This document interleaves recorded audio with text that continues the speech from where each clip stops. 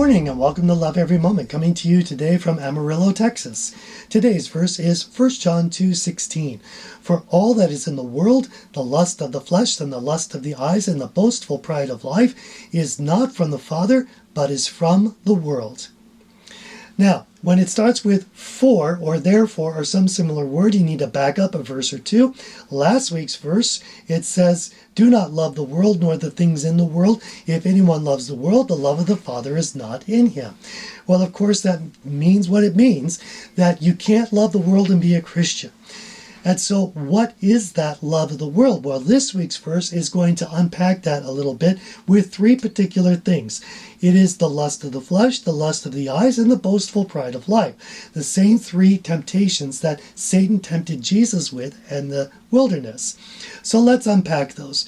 The lust of the flesh, I interpret that as the physical needs, but then some.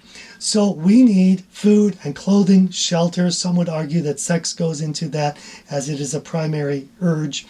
But whatever, we could put that under the next category as well. No problem.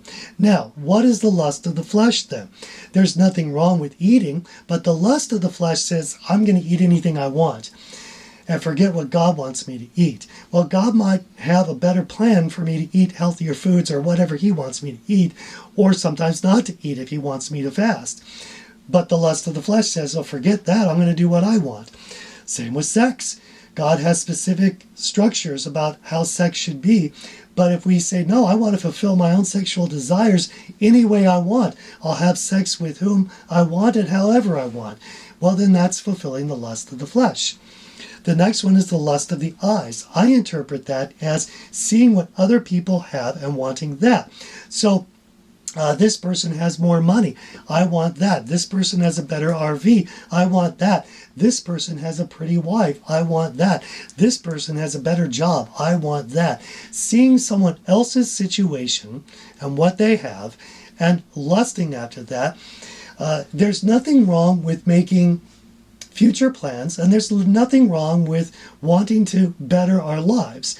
But when it gets to the lust of the eyes, that's when it devolves into envy and it gets to be something that's seeking the wrong way.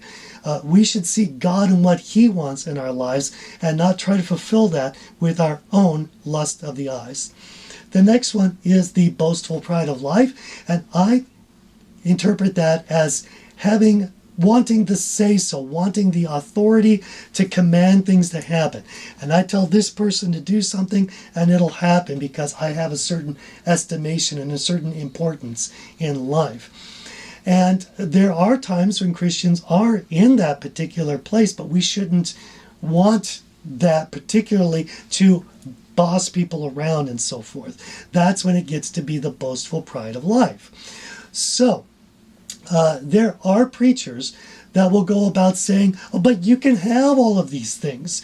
You can have all of the money you want. You can have all the sex you want. You can have all the food that you want and anything you want that way, the health and the authority. You can have all kinds of stuff. And they might cloak that in some Christianese, saying something like, all you need is enough faith, or something like that. You just need to believe enough, or who knows what. But it still comes down to this. It's the boastful pride of life. It's the lust of the flesh. It's the lust of the eyes. It is not right. Notice also in those same churches, you'll see people saying, I command this to happen when they pray, as if we're commanding God, or commanding angels, or whatever. That's not the way it's supposed to go. It's supposed to be God commanding us. When I become a Christian, I'm supposed to fall so much in love with him that I love him more than my life itself. I love him more than my flesh and my desires and anything.